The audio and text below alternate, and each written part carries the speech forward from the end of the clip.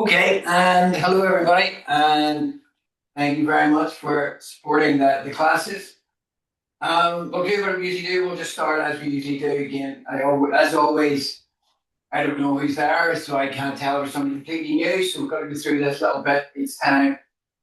It wouldn't be fair not to.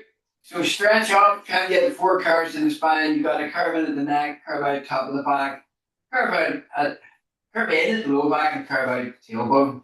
If you just feel like you're trying to stretch to the top of your head, as if you're trying to touch the top of your head on the ceiling, you'll get close to those stretch rather than slump. So you're stretching up. Next. So once you get to there, the main curve we're interested in really is this low back curve. So the low back curve, if you've got that, and you've got your hip in the right position, you'll have your little low back curve, you'll have your core in the right place. Everything you apply towards core. So getting core in the position is the right thing to do. So to get the hip in position. For the vast majority of the population, by experience, just grabbing the back of the trousers and just feeling like you're going to pull the trousers up. Your tailbone will lift slightly, and that puts your spine into position. For anybody who knows they've already got they're quite high at the back there, they've already got maybe too big a curve, you'll have to do the opposite and just drop down slightly. But for the vast majority of us, it's a bit of a lift. It's a lift to the grabbing back your trousers, feel like you're going to pull them up, and your tailbone will automatically come up and get your curve. Now, muscle holds the bone. You want to hold that head. So you tighten on these things, your gluteal muscles, your glutes, so it's referred to normally. There's three of them. Tighten those enough to be aware of them, and that'll hold your head in position. Therefore, your spine is in a better place.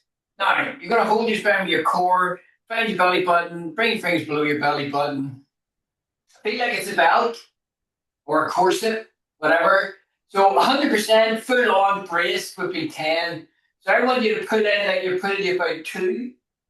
So 100%, 10, 20%, maybe even 30% for three, and you put in.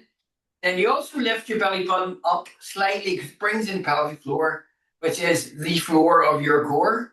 So you've lifted that up.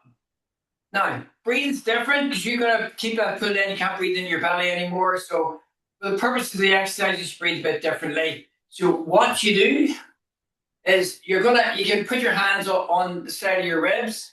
If you have a strap, it's going to be in the right place for where I want you to breathe. So, you're going to breathe into that strap, or you can put your hands on that strap. Alternatively, you can touch your fingers together, just the longest fingers touch at the front. You breathe into the ribs, breathe into the strap of your hands. And if you've got your hands in front, then fingers will pull apart by a centimeter maybe. And then you're going to breathe in, breathe big breath in, and then breathe it out. Breathing in through your nose if you can, and breathe out through your mouth. It's the same. You're going to breathe into your hands, really inflate your lungs, and then really empty the lungs. We are a race of shallow breathers. So this is the opposite of breathing deeply. Should it make you feel dizzy, just stop, sit down. So breathing up in the ribs, breathing up in the chest, and do one more. It's called lateral thoracic breathing. But all that means is lateral to the side and thoracic to your chest. You're breathing into the side of the chest. And then relax. Shoulders, most of us carry shoulders forward. So just lift shoulders up, slide them back. So you're bringing the shoulder blades a bit closer together, and then you're sliding them down into your back pockets. So again, just lift up, slide just a little closer together, and then slide down. When you're standing, if you can see yourself in your camera, or you can see yourself in a mirror, shop window, wherever you happen to be, you can see your thumb and the finger beside it, your shoulders will be in a good place. If you can see your knuckles, your shoulders will be rounded, so just bring them back. Okay, usual, get you moving. The usual three things to start with all my classes with. So you stretch up, do this great, do this get into sort of Pilates mode if you want to consider that. So you stretch up, just get your spine moving. So you tighten on the glute, you want your hip held, it shouldn't be moving for the purposes of this exercise. You tighten on the glute, you tighten quite a lot, you want your hip held steady. Knees have a bit of give in them, but they're not going to bend. You drop your chin down, think of holding a tomato, a small tomato, and you don't want to drop it or squash it, and you're folding your spine over. And then you're going to breathe in when you get to the base of the spine, and breathe out as you come up. Breathe in, drop your tomato, drop your chin down, grab your new tomato, and then you're in the way down again. Arms are limp, just let them go like ragdoll arms. No bones in them, no muscles in them. Just let them hang.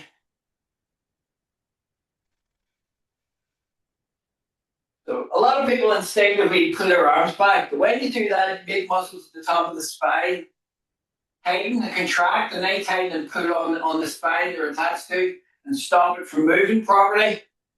So it gets in the way of the exercise. Just let your arms go down. Let those muscles relax. You're breathing out, you go down, breathe in at the bottom, breathe out, come up, breathe in at the top. Feel all the bones fall away, one at a time. It's like all the bones in your spine are like a big tower of wooden blocks. And you're going to knock each block off, each bone's going to fall away one after the other. And then you're going to build them all up again one at a time. Breathe it out, go down, breathe in. Breathe out, come up. And breathe in at the top. And your next one's going to be your last one. Just getting that spine moving. So many of us end up with a very stiff spine because we don't get it moving enough. And then come to the top. You got your spine moving. I'm going to get you to stretch the chest and get the muscle in the shoulders working. When you're round, you stretch all the muscles that attach to your shoulder blade, attached to the spine, particularly the rhomboid muscles, and then the muscles attached to your spine, attached to your shoulder blade, putting your shoulders close together. You're stretching those. So they get weak. Anything gets stretched, anything that's in a stretch position is in a weak position, always. The chest then tightens and pulls around, and then it's self-fulfilling prophecy. These muscles will be probably in a strong position and they'll hold you around in this rounded shoulder. So you're going to stretch out through your arms, make sure you're not going to hit anything or anybody, and you're stretching out, and you turn your hands slightly. So when you're coming round, you just roll your arm back slightly, so your thumb slightly back and your little finger slightly forward. And if you want technically what it's called, it's external rotation of the shoulder, which is a stronger position for your shoulder. And it will stretch the top part of the chest that attaches to your arm. And it tends to be the tightest in my experience. You lift the core in, you're breathing into the chest, scooping in and up.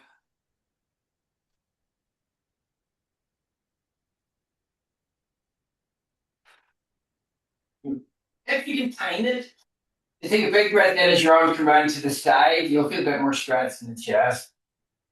So if you can, time it for our breath in. And then just breathing out. And last two. So last one. Hanging on the glute there, just holding the hips steady, so the spine stays steady, hips stay steady. And then relax. Core. Core does several things. It puts your stomach in. You've already done that.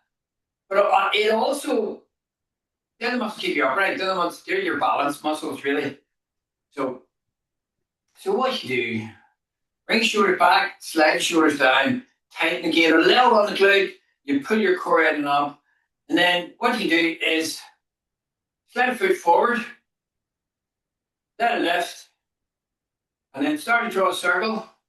Now, if you find that's detrimental, as in you're struggling, you're starting to move and whatever, you don't need to do the circle. You can hold the leg still, or you can put it down, toe on the ground, whatever allows you to focus on putting your core in. That's what it's about. It's not about balance. It's not about turning the circle. It's not about your legs. It's about using the core and just whatever allows you to focus. The circle is just creating a challenge to make your brain have to focus more on the core.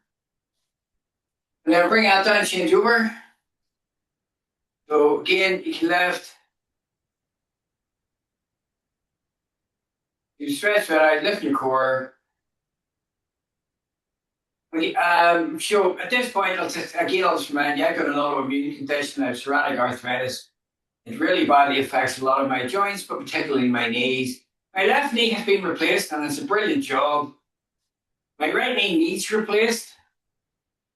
But I do find this harder standing on my left leg. So I'm actually going to touch my toe on the ground because it allows me to focus better.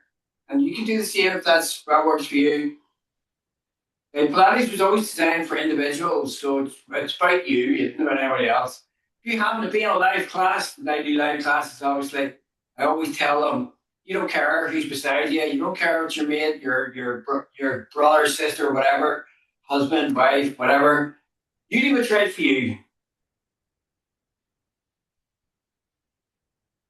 And then slide that back, and I'll bring it out of the mats.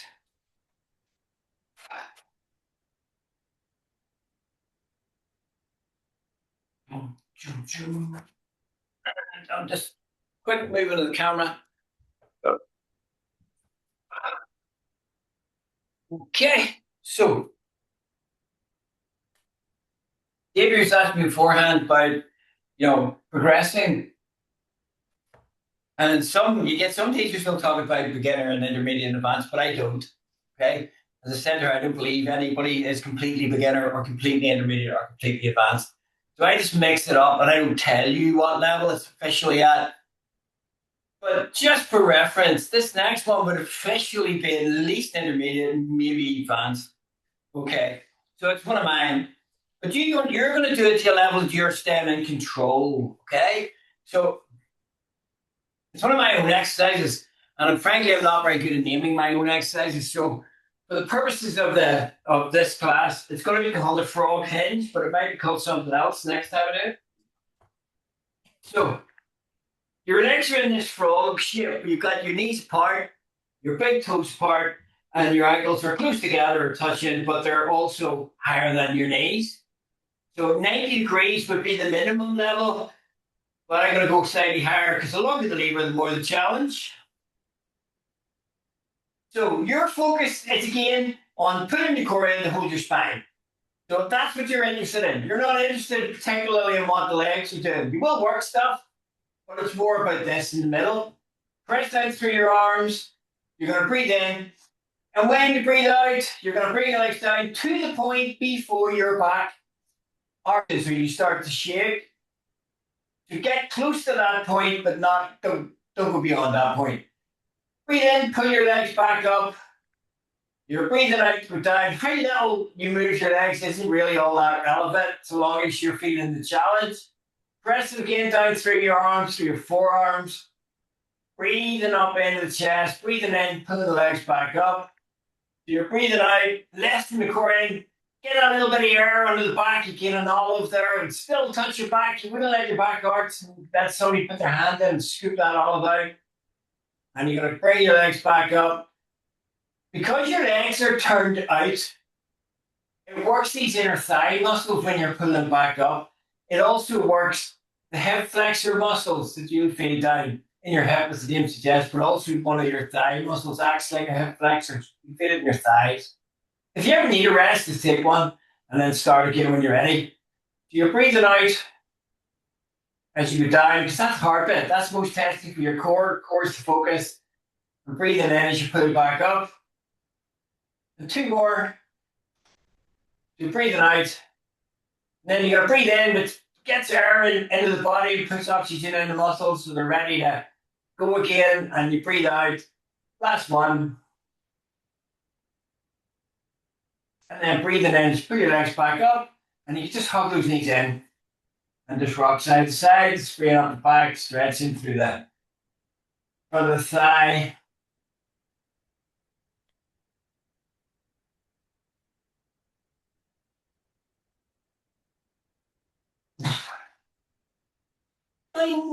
Right, I'm going to do the hot potato. If you've got a band, you can use band in this. So you tie your band. You just tie it into a loop.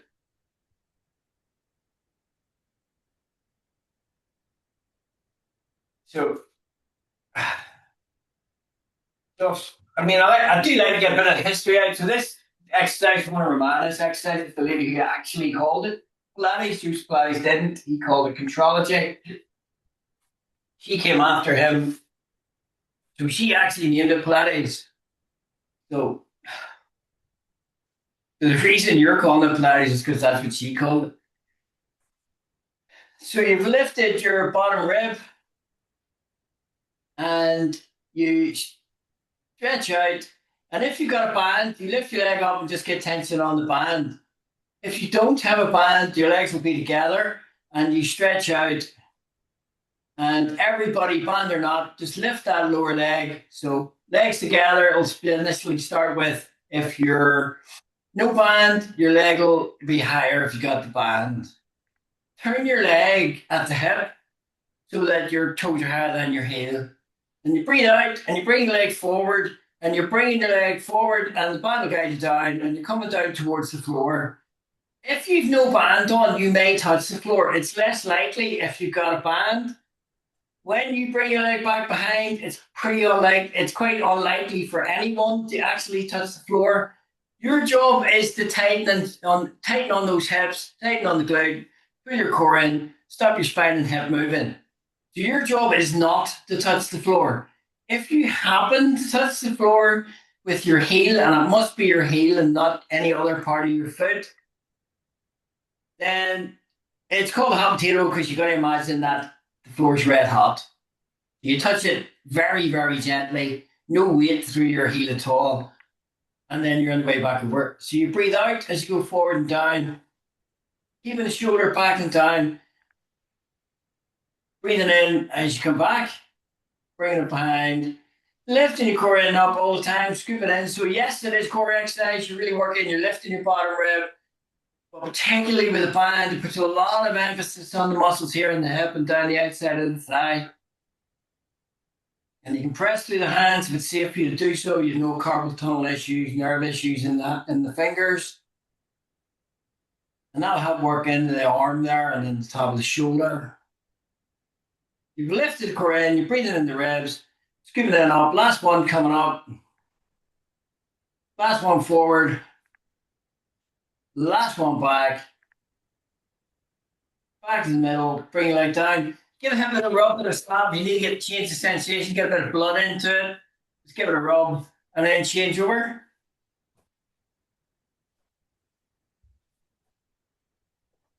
You stretch that out again. Again. Okay, ignore. I'm going to do this as if I don't have a band. So you're bringing your leg forward and down. Breathing in as you bring your leg back and bring it down.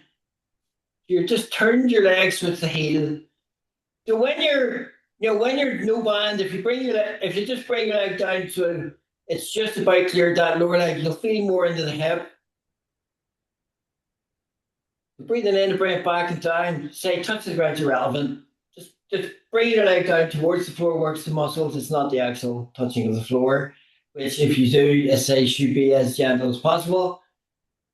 But if you're using the band, you will be going further, which will probably work your core more. It will still work your glute because you got the tension on the band. And the glutes are really important to you. They're the biggest muscle in your entire body. So they're meant to be working pretty much all of the time, or most of the time. Unfortunately, we do a lot of our life sitting, and then the glute just switches off and brain forgets about it, doesn't use it anymore, which causes all sorts of problems. Back problems, hip problems, knee problems, all sorts of stuff. You're breathing out, bring the leg forward, breathing in, bring it back to the middle, breathe out, bring it behind, stretching out, lower leg slightly off the floor. It's hard to tell on the screen there. Mine is slightly off the floor, but it doesn't really look like it. You're turning, keep turning that leg so it's the heel coming down, which really helps that work those glute medius and minimus, the two smaller glutes, but very, very important muscles for stabilizing your hip, holding the position.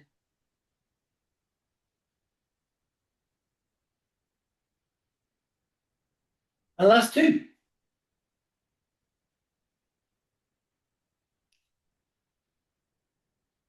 And then just bring it down, bring it back to the middle, bring it down, get hip in the rub, and stop again, get the blood in, change the sensation. Do get the blood back in there. So when you use muscles, the blood goes out of them. So when you can get the blood back into them quickly, that's great. So this next one's my version of a body control Pilates exercise. when I started doing Pilates, so which was like 20, probably, I don't know, 22 years ago, 23 years ago. I've been teaching 21 years. When I started doing it, body control were every physio that did Pilates was a body control teacher, more or less. The odd one that was a Pilates Institute teacher, which is what I originally trained with. I was originally a Pilates Institute teacher. They've now changed their name to MK Pilates. So again, officially I'm an MK Pilates teacher. But the physios all did body control. So the first person I went who did Pilates properly with me was physio, and they were body control. So this is one of their exercises. But I've changed it. I've cut out stuff from it to really focus on the main event, which is working your low back. Press your legs together with the feet turned out. The original exercise, your arms are by your sides, so you look really dart shaped. I find when you do this, most people will end up dropping their shoulders down around the shoulders. So I changed it and I put my hands on my hips because I know if my elbows are lifted, my shoulders are in position. So you lengthen out to the top of the head, put your core in, bend backwards, head stays steady. No movement at all in your head and neck, and then breathing out as you go up and breathe in from down. You're breathing out, you may get more movement than me. Or you might be like me and not get a whole lot of movement, but you should feel it here along the low back. Your glutes are working, you're really tightened on the glutes, protect your back. Always remember that strong glutes, strong backs. So strong glutes, strong back, weak glutes, sore back. So always make sure you turn your legs out, tighten on the glute when you do any sort of back bend. Do lengths into the top of the head, breathing up in the chest, scooping in. Breathe out, come up, breathe in, breathe down. I'm closing my eyes because I know that if you're looking at your mat the whole time and going in out of focus, you can feel nauseous. And I have experienced it, so I just close my eyes. Legs to the top of the head, keeping these elbows up.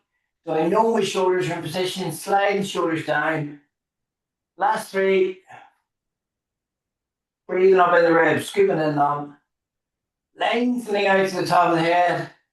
Breathing into the chest.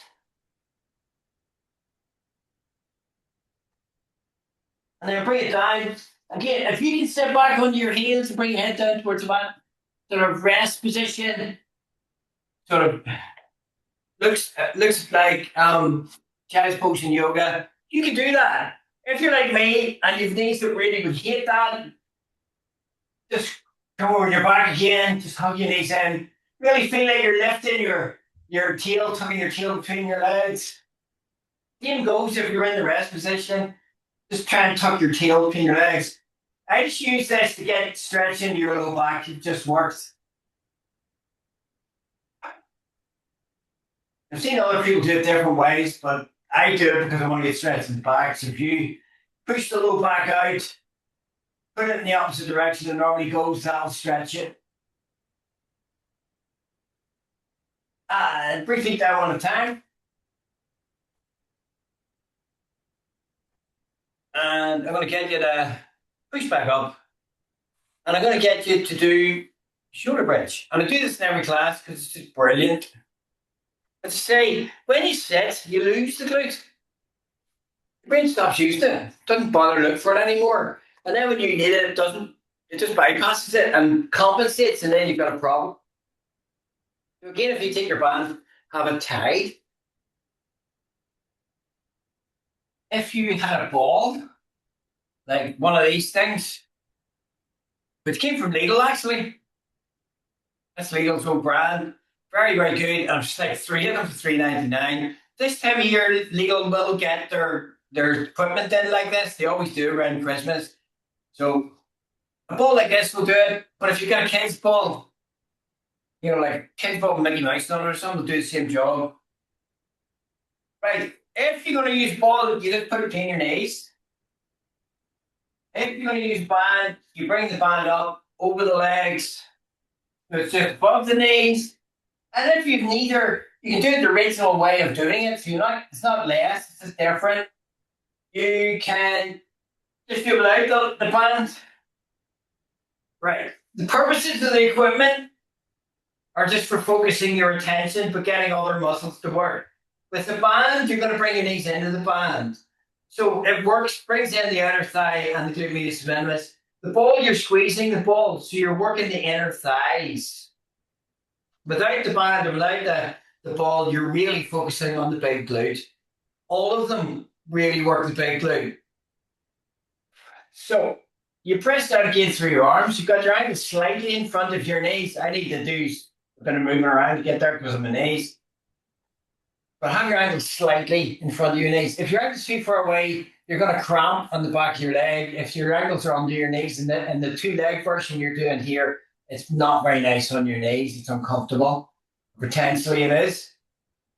You breathe in, and when you breathe out, you tighten on the glute. You've got your low back curved, like you've lifted your tailbone, you've pulled your trousers up, and you press down to your feet, and you lift your hips straight up until you get everything in line, which is knees, hips, and shoulders, or as close as you're going to get. Once you're there, tighten you 100%.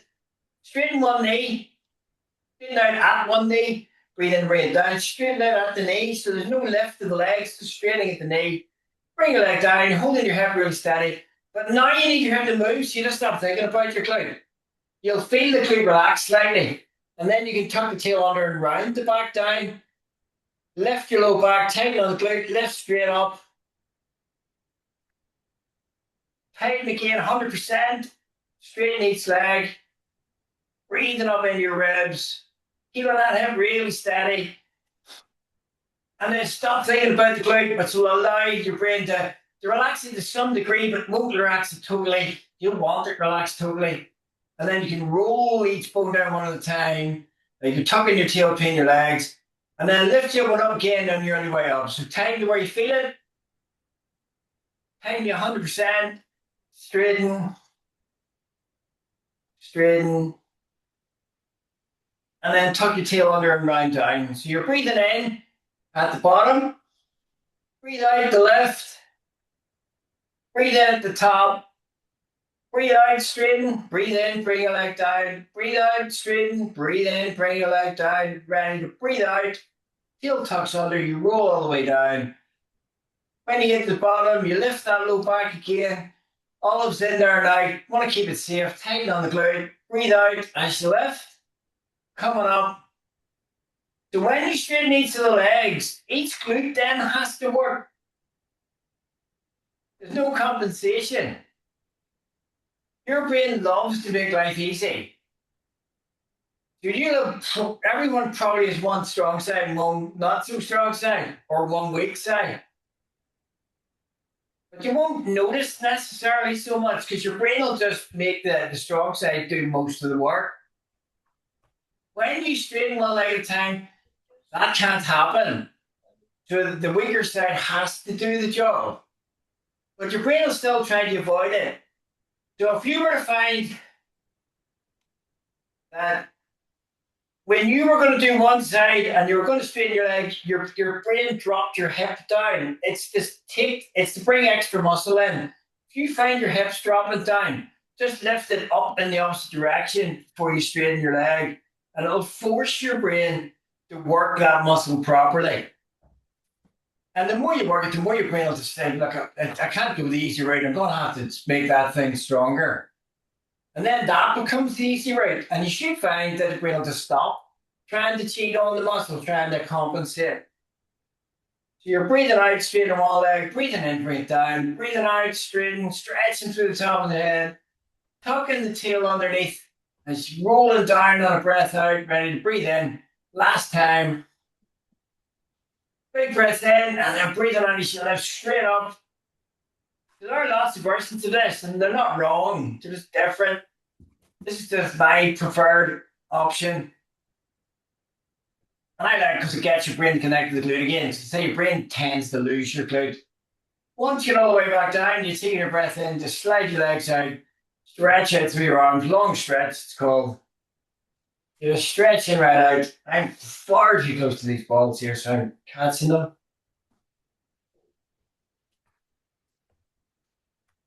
So you're really stretching.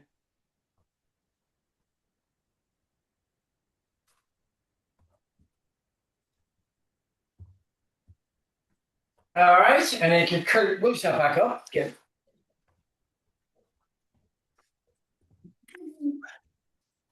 Okay. I should really say at this point, this is my studio that I teach one-on-ones in. So you can see all the different bits of equipment, and there's more down the other end of the room there. So you get to use all these things, and they're just there to help your brain connect to the core. So no matter what you want, a lot of people come because they've got injuries and things and they want to recover from them.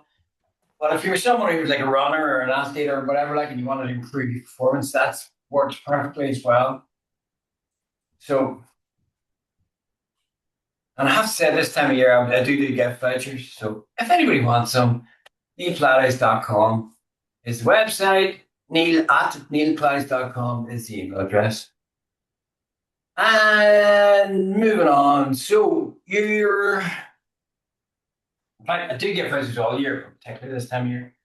This again is a body control exercise. That last one was a prep for one of Joseph Pilates' original exercises.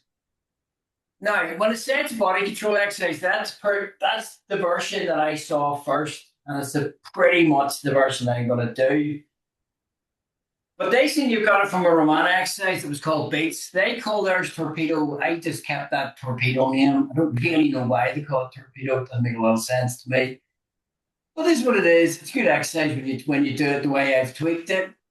So my camera again focuses on my head, so I'm just gonna squiggle down because my head's not important, my legs are. So what you do is you lift your top leg and you turn your leg out so my toes are higher now than my heel. And my leg is higher than my hip. My leg is as straight as I can get it. Sorry, I can't straighten this leg totally. You'll see it differently on the other side. Again, it's the arthritis. This is the leg needs replaced, but the replaced leg will look different. Replace leg, replace knee. So stretch out to the heel, stretch out to the top of the head. Lift your bottom rib. And you might still be touching the ground, and you might get a bit of paper there underneath, but your ribs lifting. Just don't let yourself sink into the floor. And I always do these exercises lying like this. Never do them. I never do them like this because your spine is completely out of position. Your core is out of position. So if you lift your bottom rib, I'll just tuck it in a bit. Now, you're going to breathe out. You lift your heel off the ground of the lower leg, and the only thing moving is that lower leg. So you breathe out and try and lift the heel off the ground. Lift your foot off the ground. Breathe in to bring it down. By design, in this position, that lower leg can only get level with your hip, with your pubic bone. Your top leg is higher than your hip, so there's no chance of the heels touching. Not the object of the exercise. Just move your leg, and if you have your leg turned, you'll feel these inner thigh muscles working. So they're called your adductors. There's 7 of them. And their job is to bring your leg closer to the midline or across the midline. And when you do this, you're going to work those muscles. When they're not doing this, they will act as a stabilizer. They'll act like a core muscle when you're in position. So you're breathing out as you lift, scoop it in, lengthen through the top of the head, breathing up in the ribs. So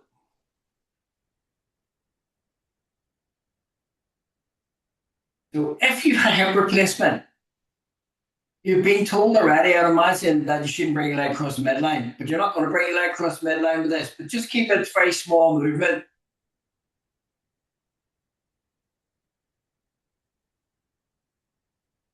And lengthen across the top of the head, breathe, and lengthen out through the top of the head. And last one, bring it down. Now you really work the outside of the top leg and that glute.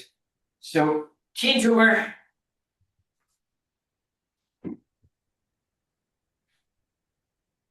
If you've had a hip replacement and you're really not happy about doing that, then just keep your lower leg on the ground, lift your top leg up, and do a leg kick up. Just bringing your leg down to level with the hip again.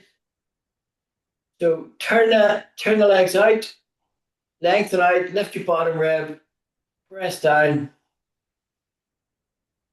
and your legs just higher than your hip, and then you're lifting your lower leg. It's only the lower leg moving once you've got the top leg in position. You've lifted your ribs, you're keeping the shoulder down, you're breathing out the left, breathe in, breathe down. It can be uncomfortable on the hip. It tends to be uncomfortable on one hip much more than the other. And it's because as human beings, we're not a carbon copy, one side or the other. One of our hips tends to go in at a slightly different into the hip joint. It tends to go in a slightly different angle. And it'll be that one that's the most uncomfortable. Again, we're all probably using sort of quite thin yoga mats. So that doesn't really help. Original Pilates mats were at least 10 times as thick as these things. So it would have been much easier to do these sort of exercises. Not easier, but much more comfortable on your hip. So you're lifting up, breathing up in the ribs, stretching out through the head, stretching out to the top of the head, breathing up into the ribs, keeping the shoulder down, scooping in and up, lengthening through the top of the head, length through your heels, keeping that top leg steady, keeping it turned out, toes higher than the heel. And last two. Bring it down, give it a bit of a rub. Wow. I'll push back up, bring you seated. I'm going to get into a spine twist.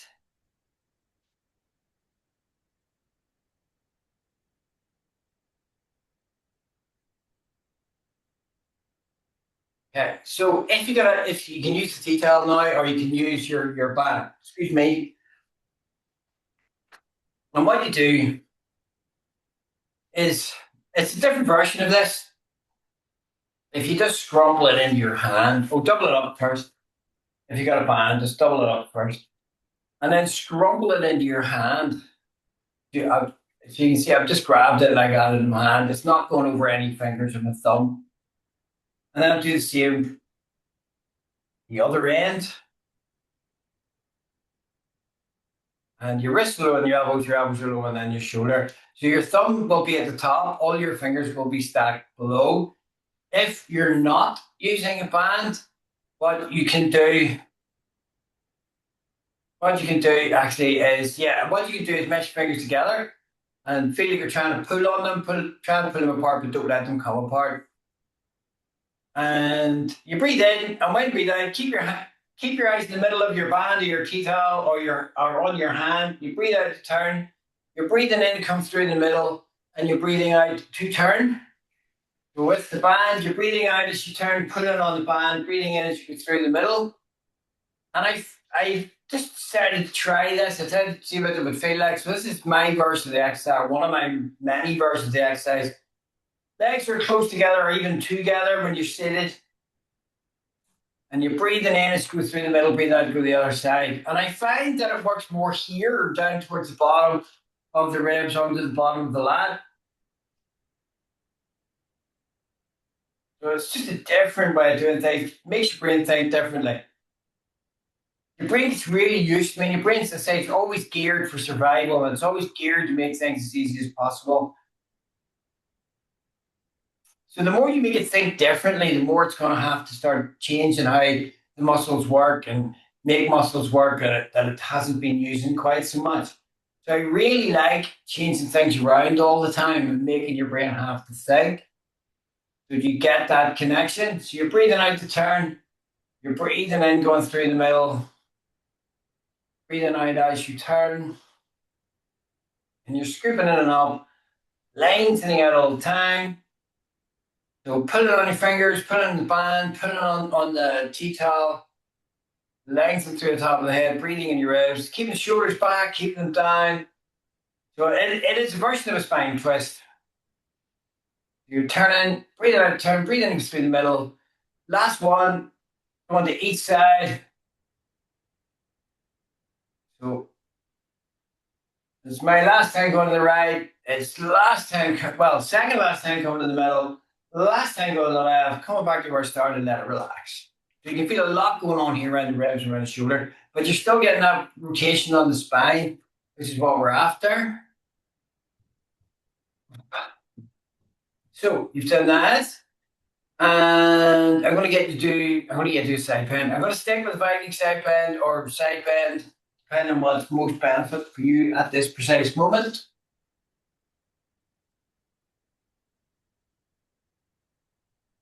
So, so at the minute, you know, I would be doing if it's for me, I'd be doing the extra, I'd be doing the stronger version, or not stronger, but the one that focuses more on strength. I'd be doing that version tomorrow morning because I've been to the gym and I've worked my back. Tomorrow morning, I would do the flexibility version because I'll need more movement into my spine. So literally, I do mean it. Whenever your back feels like, if your back feels really stiff and tight at the minute, then the flexibility version will give you more benefit.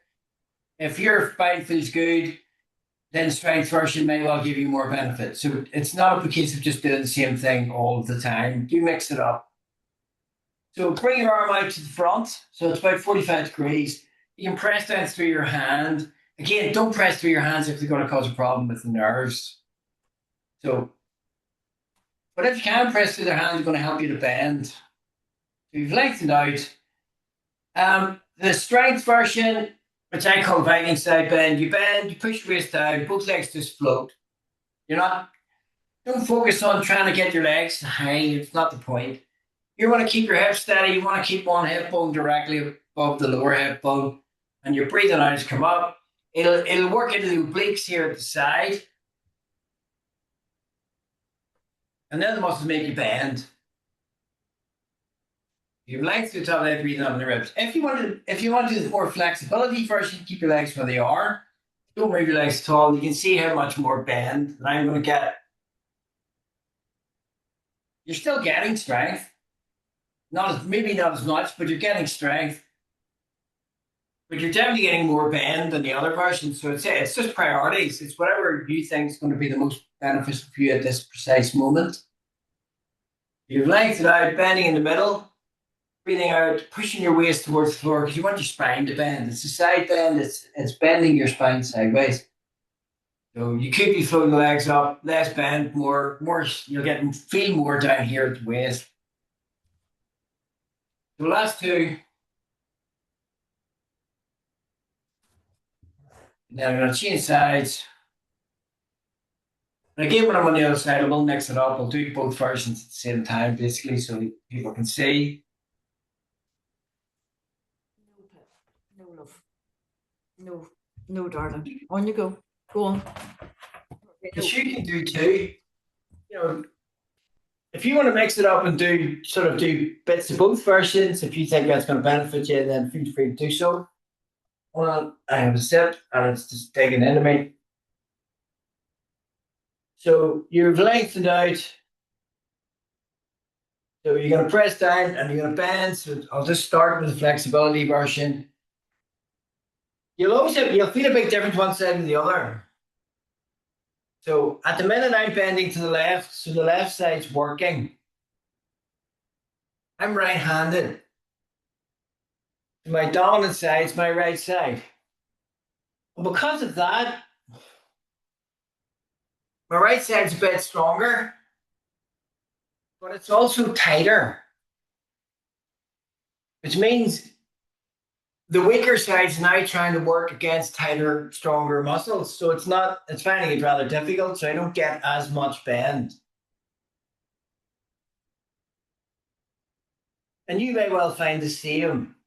I'm gonna start doing a few of those with the strength version with the legs coming up. So the Viking side bend, without the leg movement, it's a side bend. Keeping the shoulder back and down, breathing up into the ribs, scooping the core in up, stretching out. Legs just float.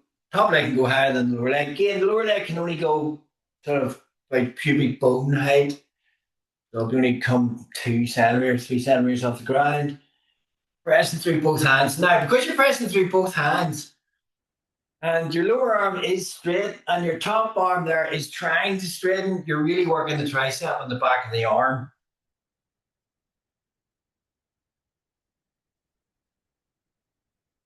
And again, because you can get more bend if you keep your legs down, you will straighten your arm a bit more. So you're actually going to work the arms a bit more in the flexibility version. So there's always strength and flexibility in every exercise. Breathing out, coming up, breathing in, go down.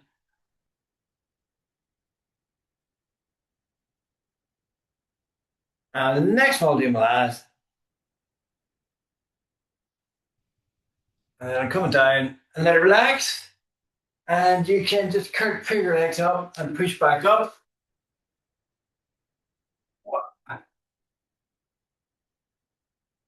And again, you'll do what I mind. This is based on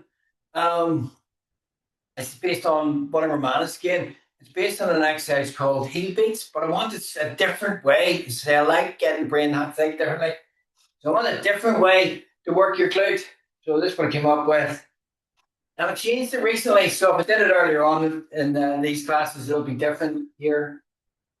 If you got a band, it's good to use the band. If you don't have to use the band, you still be getting to work. The band will keep tension on the muscle, which will work the muscle a bit more, a bit stronger. Oh, if you got a band, sorry, if you use the band, T-cup's not going to work if you're going to tie. So you take your band, you twist it, so it's like a bow or like a figure eight, and you put one leg in each side of the figure eight or bow. And if you don't have a band, you can do the same exercise here. Now, just bring yourself down, and you can do exactly the same thing. Just bring your legs into the band to get the tension out of the band. If you've no band, you don't need to move your legs. You just keep them dragging below your hip. One hand on top of the other, and then forehead on the back of the hands. And that keeps your neck in a good place, safe place. Keeps your spine in a better position. Lift your core and stretch out. Lift one leg and then pulse. You're just moving the leg up and down. Keep your leg straight as you can. Again, I'll shoot you to change sides actually, so you can see it better.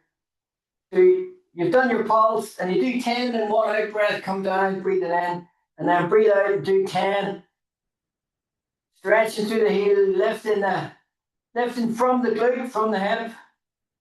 You do your 10. Stretching out to the top of the head, breathing up into the ribs.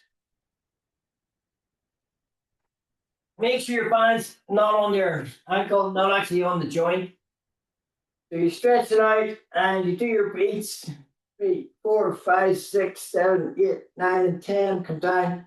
You're aiming for 10 in one out breath. 7, 8, 9, and 10. You're lengthening through the top of the head, breathing up in the ribs.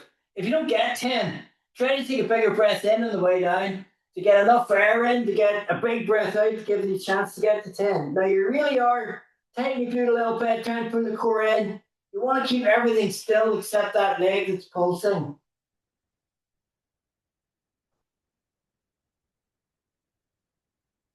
Lengthen out, breathing up in the ribs, scooping your core in and up. Just aiming to get 10. Now, if you get more than 10, that's great. If you can't get 10, then that's your goal. You're trying to get more breath in to get more beats. You're really stretching out the leg, just doing that little beat. One more do it. One more each side. One more set of 10, or how many you're doing.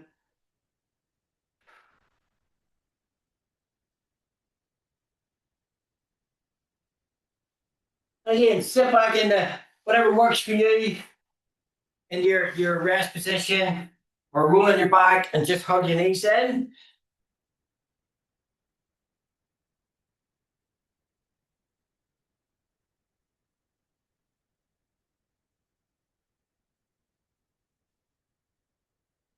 Again, just bring your feet down. Can't bring them down all the time. You've got a plan. It's just better for your back, safer for your back. Push back up. So, I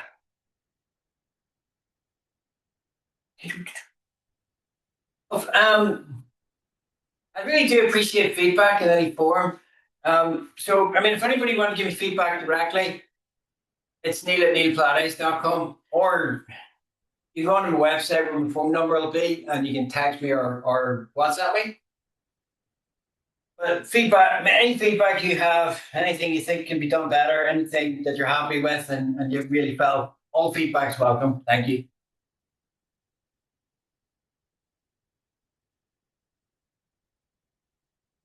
So, right. This is the version. Actually, I'm going to change that order. So you're going to do rowing, do rowing. So if you take your band and you're going to, if you use your bands, you're going to pick them over your feet, you're going to cross over. And I will give you an unbanded version. So you're holding the band so that your hands that shape. Okay? So yes, you obviously it's great to send feedback to the library people, it's their class. I just said it. I also like to get it. So if you want to CC me into it, that's brilliant from my point of view. But yes, get your feedback to the library board people, libraries NI people, I should say. Right. So what you're going to do then is going to pull your arms back. If you bring your hands close together, if you don't have a band, make two fists. And then what you'll do is you pull back, bringing your elbows back, in to move the elbows, and then breathe out as you push forward. You're pulling back, breathing in the side of the ribs, keeping your elbows close in, and breathe out as you bring your arms forward. So you're breathing up in the chest, pulling back, and then resisting the band if it pulls you. And say, if you're doing it with your fists, start with your fists close together, and you're pulling back, breathing in, and you keep those tight fists, your white knuckles. And when you do that, you'll really feel the muscles tighten up and you're going to really work them. If you don't make the fist, you're moving your arms basically and you'll not feel a lot. Now you're moving from the elbow. So you really want to feel like you're really trying to push your elbow back. And then you'll get these big muscles to the side. So they're called your latissimus dorsi. They're unique in the body because, as they're the only muscles in your entire body that attach to your hip, but also attached to your arms. You get an idea of the size of these things. So they're by far the biggest muscles that attach to your arms. So if you're going to lift anything, they're the biggest muscles you have available to you. So they're really going to help you lift things that are like heavy. But they're also going to help if you've got to pull things like you're doing now, but they will also help if you've got to push something. They'll help in that too. So if you're pushing a heavy door, or you've got something that is heavier than normal and you got to pull it, these muscles are really, really important to you. But even though they're really big in terms of area covered, they're quite thin, but they cover a lot of bones. They also attach to a lot of bones. So if you can make them stronger, they're going to pull on a lot of bones. And the more muscles pull in the bones, the more those bones are made stronger by the brain to cope with the pull.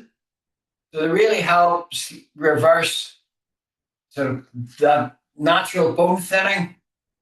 And I have seen it reverse people with osteoporosis and osteopenia. They've told me about or shown me their tests, and it shows that and it's showing that it has reversed it. So I do have medical evidence that it does actually possibly return, and it's possible to reverse that. Breathing in, pull back, and then you're breathing out as you resist. And last one, and you can let it relax. And I'm going to get a stretch. So normally I do these stretches standing.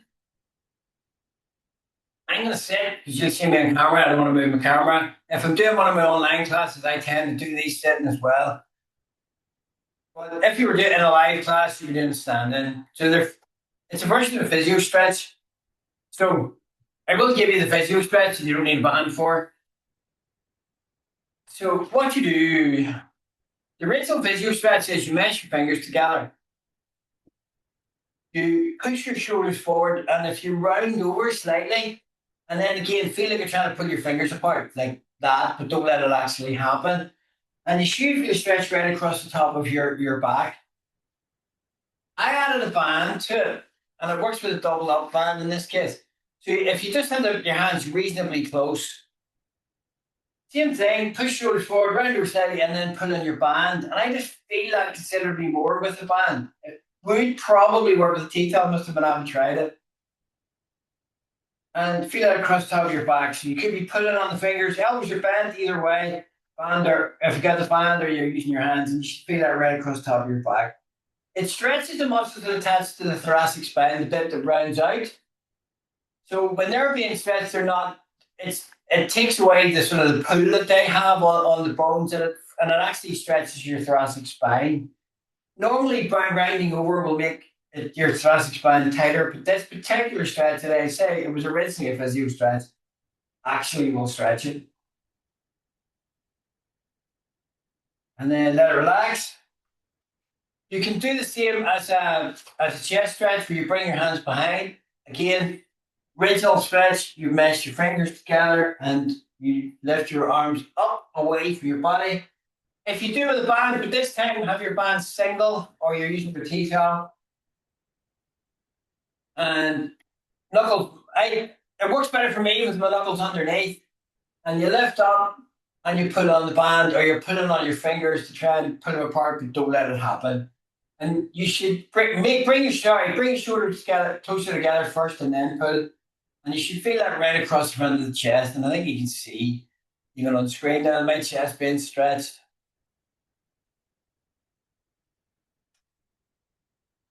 Now, the top part where it attaches onto the arm tends to be pretty tight for a lot of people. So if you want to target it, what you can do is feel like you're bending backwards. And then lift your arms up. You'll be able to lift your arms a bit higher and then pull. And you'll feel that right across the top of the chest. So again, it was originally a physio stretch. This is the band is my version. But you could be doing the originals. Keep pulling the core in, just tighten it a little bit, just hold the bones in position. And you can let that relax. And as ever, I appreciate it. I appreciate being there. Thank you very, very much. And I hope you'll be there again next week.